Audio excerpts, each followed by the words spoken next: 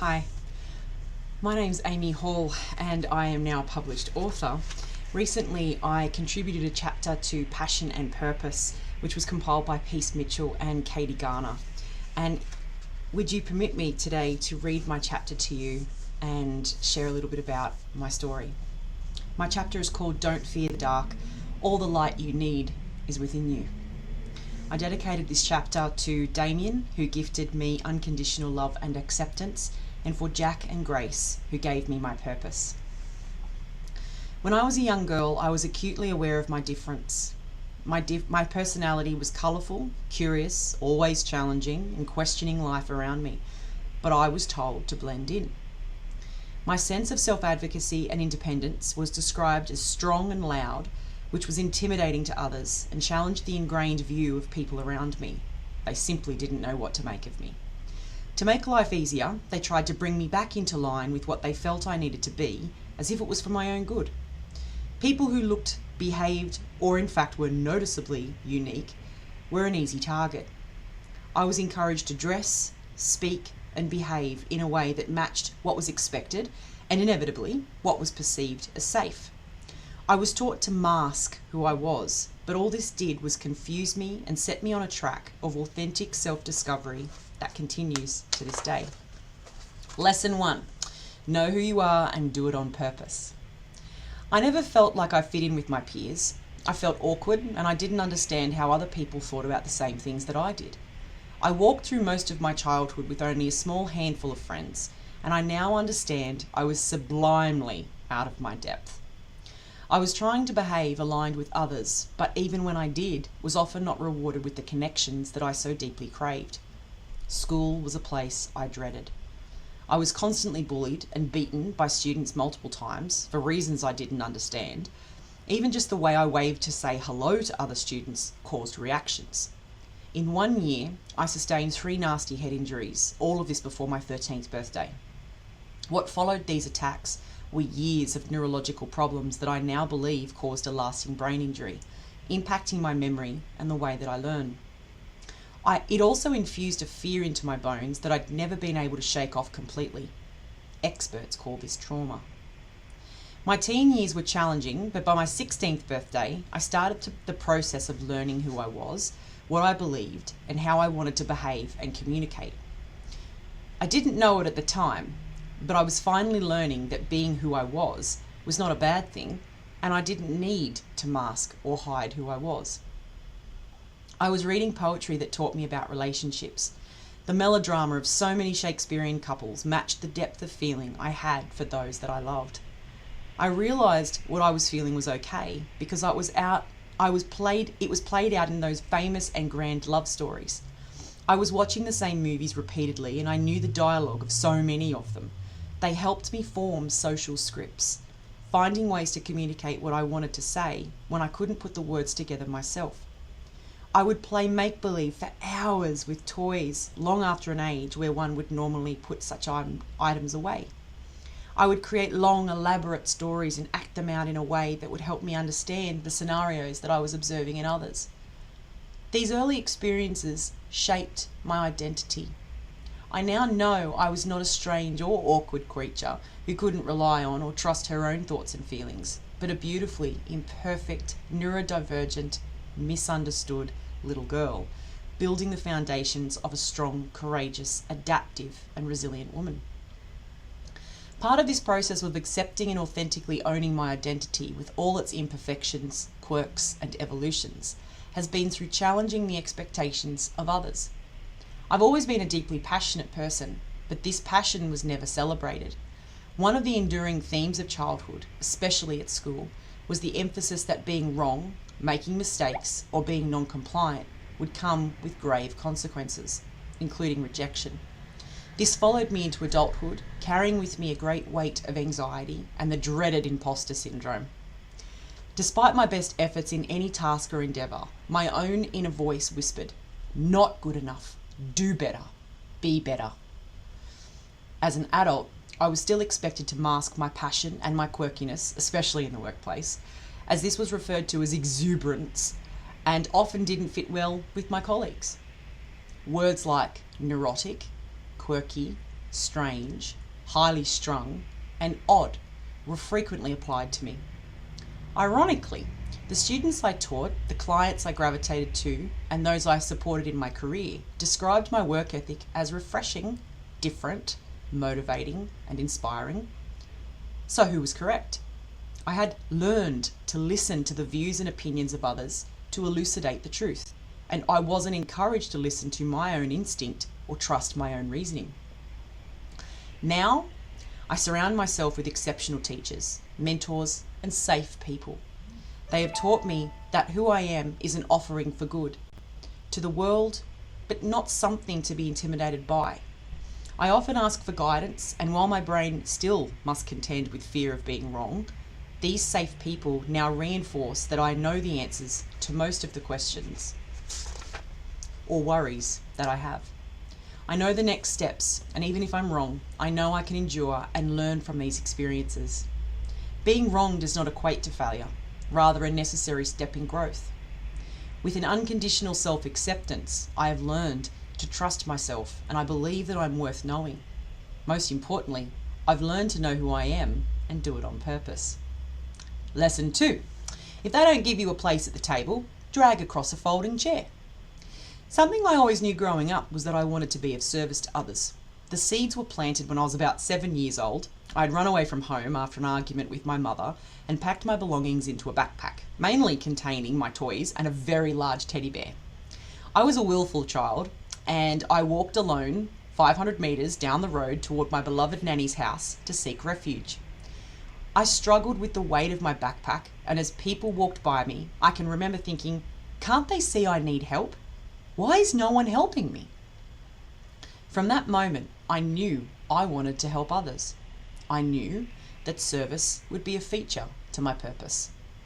At school, I was the person who sought to play with the lonely children.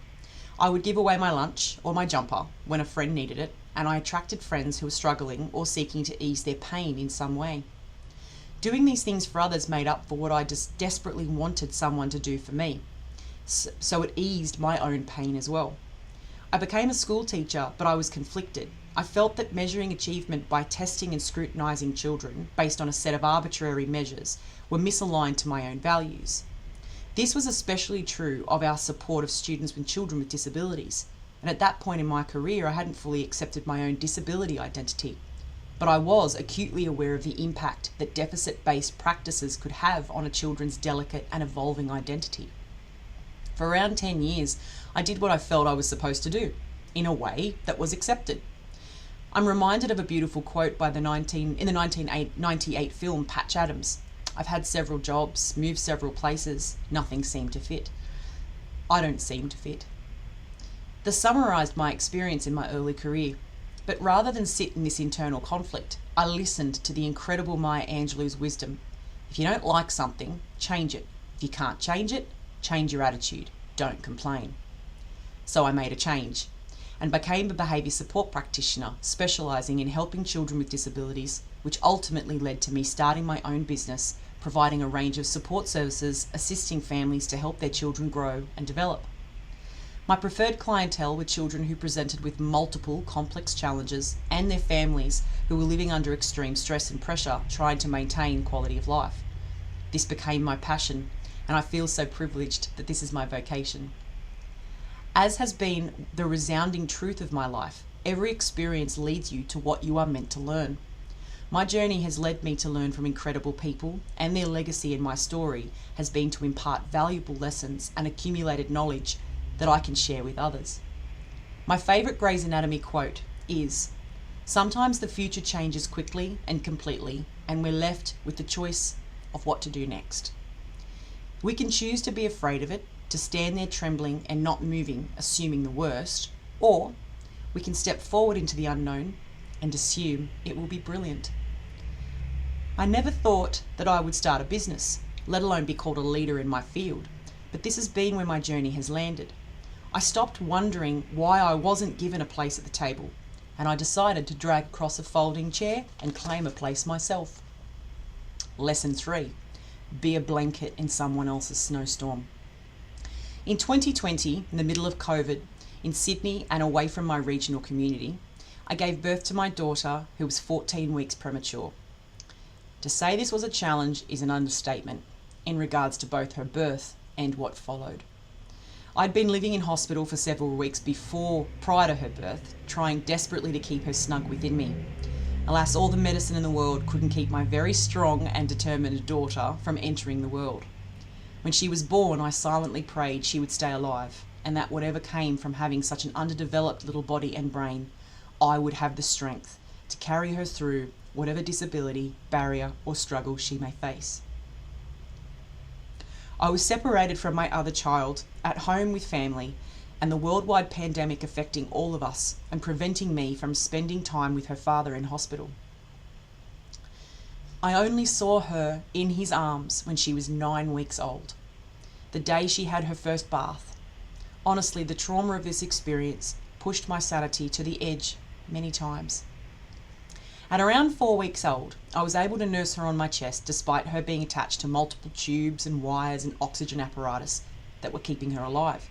I was only able to hold her for around 3 hours a day before her little body would say, "I'm done now, put me back in my bed and just let me grow." I look back now and think how torturous it felt to put her back, watching her inside her plastic incubator for the rest of the day. But on this particular day, right after I had placed her back to sleep, I checked my emails and saw a message from my employer informing me my desk had been packed up and my clients told I was not coming back to work, as I was now on maternity leave. My manager wished me well, but it crushed me. I had worked hard in my role as a behaviour and early intervention specialist for children with disabilities, and I was eager to meet the expectations of my bosses, whom I respected deeply. Talk about timing. I was away from home, isolated from family, with no support network and very few people to share this very scary experience with. My community at work was now gone, and the thought of my desk being packed up reinforced a feeling that I was just another cog in the wheel, very replaceable and somewhat insignificant. My business was born in that moment. I thought to myself, this is not the way you lead. I can do better than this. I can be the captain of my own ship and steer a course that can make the difference for clients and families. How hard can it be to start my own business? My next thought was to wonder what my point of difference would be.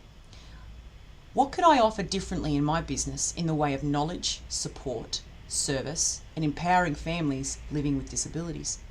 I had expertise, knowledge, a commitment to excellence, and an unreservedly open mind to learning from them how I could meet their service expectations. I never wanted to feel insignificant in my workplace ever again. I wanted to take back power in my career. I knew if I gave myself half a chance, I would be able to make a strong, meaningful difference to the lives of those who wanted to work with me. Since my business began in 2021, I have supported over 300 families in Australia. I have led a team of clinicians to support rural and regional communities who lack access to good support systems.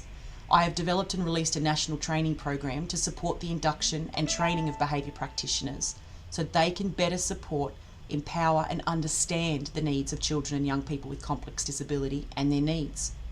I'm a mentor to over 40 practitioners nationally to guide and support their work with others. I'm recognised as a business leader in my community, having won multiple business and disability leadership awards, both nationally and internationally. This was the origin of my business, and I'm finally living an authentic life, both personally and professionally. My passion has a home, my purpose is clear. I'm proud to make my living doing work that is aligned to my values, and I know that even when I get it wrong, as we all inevitably do, I still leave the world better than I found it.